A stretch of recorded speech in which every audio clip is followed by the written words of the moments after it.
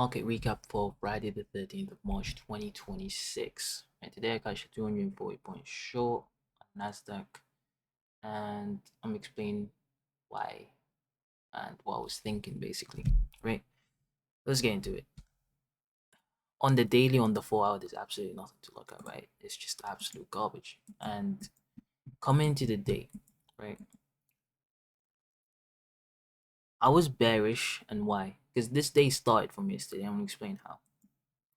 Yesterday, I said I'm bullish, right? Trying to catch all these highs that we left relatively equal. Why? Because it's the PM high and it's the lunch high, right? I'm trying to catch a long into these. So that's the initial idea. But as you can see, price manipulated us there. So if price manipulated us there, then what am I looking for? Shorts, right?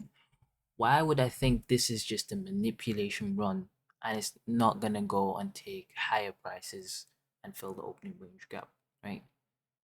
So let's set the conditions for the day. We either go higher, right? Can catch the long up there, or we either can short it if it offers a short back into the lows or something, right? So if that's the conditions, well, that's already set. I'm looking at this fair value gap. If we're gonna be shorting to hold, right? I don't expect any closures above.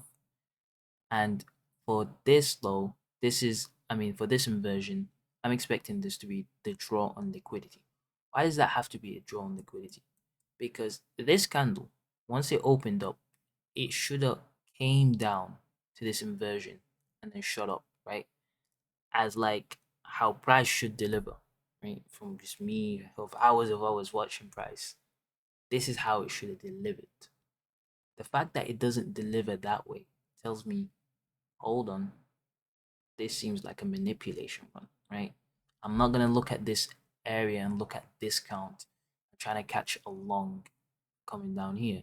Like let's say we was gonna catch the long and price opened up and start shooting down, it would have had to shoot to this inversion and then get back up, and I would be catching the long, right? So now this conditions is set. Either it goes up there and I'm showing, or either it goes down and then I'm longing, right? So now we know what we're gonna do with the day in basically just 1 minute of just looking at price action in the 1 hour, right?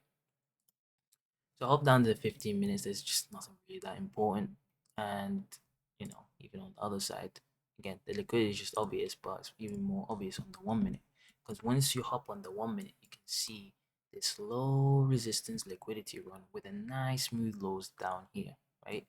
Nice smooth lows with empty gaps, right? This is my draw on liquidity. This little tiny gap is what I would say is the TP for me, right? And that's why I took price. It lines up with the new week opening gap, not in here, but on MNQ. I don't know why we have largely different new week opening gaps, but it is what it is. And it also lines up with this drawn liquidity, the inversion, and lines up with just the end of the low resistance liquidity run, right? In a manipulation leg.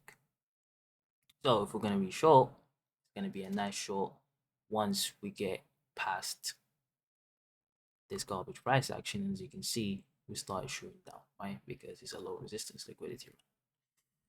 Okay, like I said, this day started from yesterday, and let me explain how. If we go into our regular trading hours, we can see that price has hit the lower quadrant yesterday, right? When price hits the lower quadrant, it typically, not every time, it typically, as in lower quadrant or upper quadrant, irrespective if it's a discount opening range gap or a premium opening range gap, is most likely gonna come and fill that gap. But if you notice them days where we just open and just start shooting down, you will see that we don't hit the lower quadrant or the upper quadrant, respective of what we're doing. Okay, so this even yesterday that I showed it, I do have the expectation that we can reverse and try fill somewhere at least to the midpoint of the opening range gap. Okay, but we don't. And what I didn't notice yesterday was that ES hasn't touched the lower quadrant, and that's why we did what we did. So now in my head, okay, I'm like, Hold on, this is everything on blast, right? Hold on. Now in my head, I'm like, okay, cool. If we're gonna manipulate up and take buy side, all the buy side, what can we and can't do? Well, there's two things we can't do. One is take this high. Why? Because this high needs to SMT. ES has room to visit the lower quadrant, right? Or just be before the lower quadrant and still take the high, right? Like I said, ES doesn't hit the lower quadrant of the opening range gap from yesterday. So it has room to take all the liquidity. However, NQ doesn't have the room for that. So it can't do it if it's bearish. That's number one. Number two, we can't close above this gap on the hourly, right? And I'm talking, we can't even close on it above it on the 1 minute, right? Preferably max 5 minute, and I'm closing the whole idea of that we're long, right? So these are the two conditions. So that's why I'm coming with the day. Third, we need to hit our lower quadrant of the opening range gap for today, right? Because it's the same idea. If we're gonna hit it, we're most likely gonna close it, okay? And what do? We exactly come and hit it and then start distributing higher. That to me tells me, all right, cool. It's part of the script, it's the manipulation one, okay? Now that everything is set, the rules are set, what can you do? Wait, right? So let's head on to the chart with the analysis, I guess, right? And I'm just gonna explain every like little thing because I guess there's already too much. This is the opening range gap. This is the liquidity that can't be taken, right? These are the liquidities that expect to be taken. The PM high right there, the lunch high right here, and this is the initial buy side. I'm just showing like electronic trading. I was in a second. Our opening range gap for today with lines up with the green line, which is the discount of this whole range from the high to London low, right? This is the hourly inversion, and this is the hourly SIBI. And this is the first presented fair value gap from yesterday's price action, right? And these will just talk in like the trading chart, right? So now we know where we're at in price and why the hell this guy got 700 billion lines of boxes without annotating it.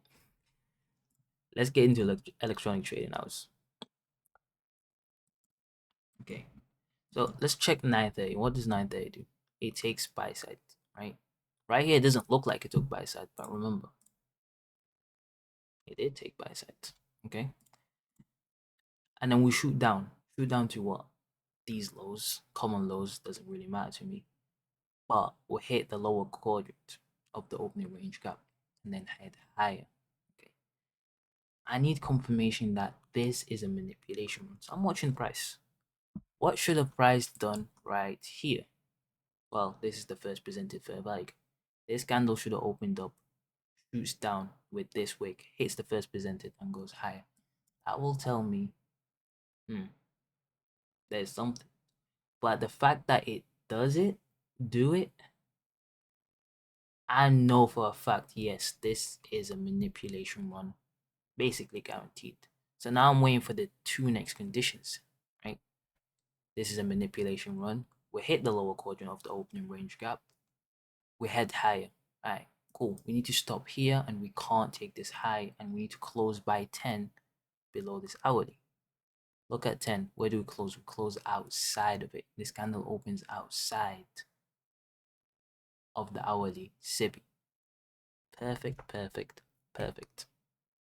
Now all the conditions are set. We've waited. This is 10 a.m. use jolts as well. Now it's time to trade, right?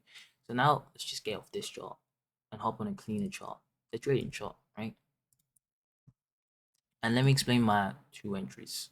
One was at break even because it was an early entry.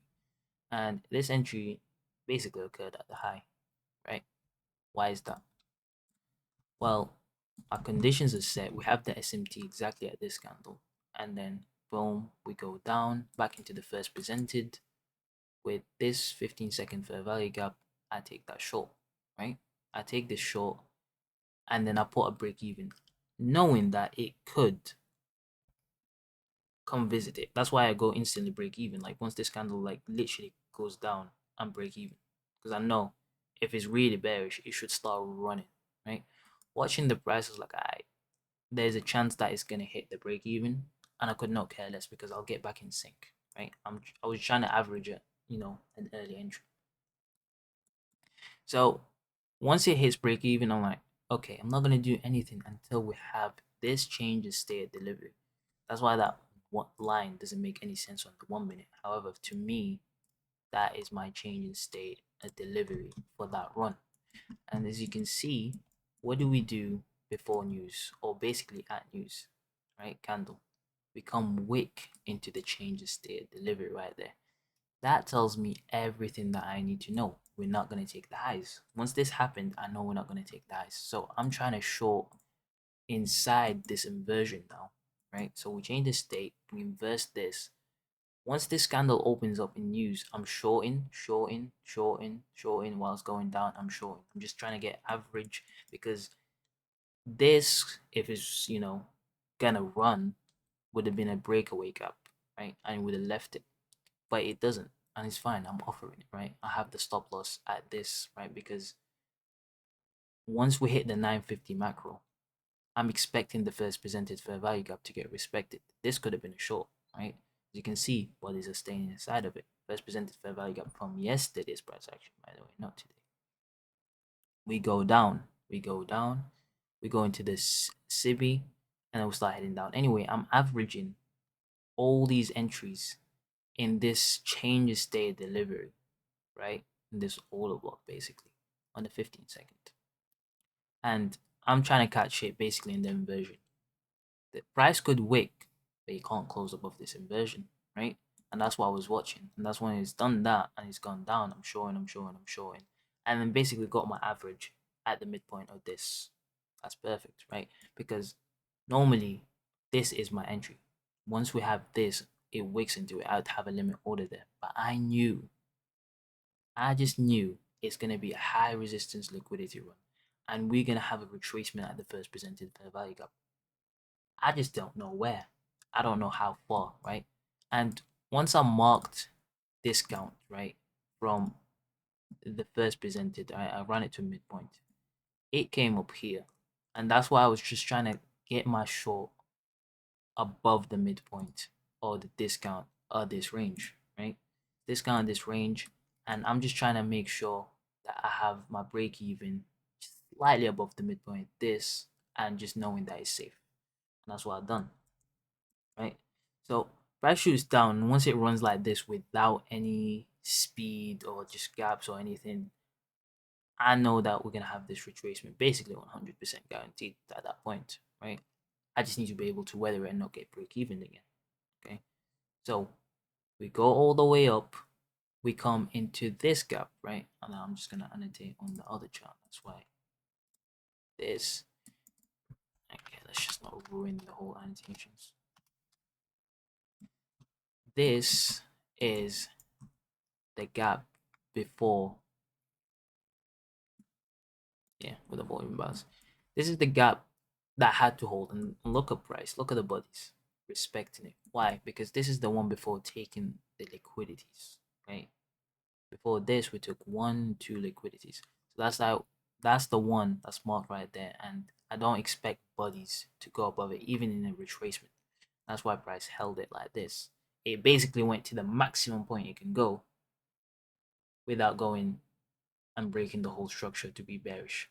And once that is done, seeing this candle goes down, I'm like, all right, cool, stop loss at this high, right? So now I want to see if we can reach to the lower prices that I'm predicting that we're going to reach to, right? What's the best way to know that? Well, you need acceleration below midpoint of the range, right? So that's why I have discount of this whole range from high to low, and I need to see a fair value gap through that midpoint. You can see, perfect, we have it right there. Once we do this and get below this first presented fair value gap, not even offering it with that weak, and start heading lower, creating this gap right there and closing here, and use stop loss right here because we should not be visiting the first presented fair value gap. We're that weak. And then from there, you just let it run all the way to TP, which is the new weekly opening gap low for this week. You could have been anticipating London lows, which was always a factor. However, that could have been just greedy, right? This whole short, well, the original one was basically at the high right there, was more than enough. But I'm not trying to lose a trade that I'm already up in, so I have to go break even, and that will be around 243 points. So that's more than enough. Trying to catch this low, of course, it's just, I guess, like I said, greedy, right? Because price could always hold this, retrace for lunch or whatever. So I explained everything that I need to explain. Um, Definitely missed a lot of stuff, but you get the idea why I was short for the day, right? Ultimately, is to visit that inversion for the day, even if we wanted to go higher. But that right there is my confirmation. So hope this market recap helps. I guess I put a lot of information out there. If you understand what you understand, if not, then GG, bro. Alright, that's the market recap. Peace out.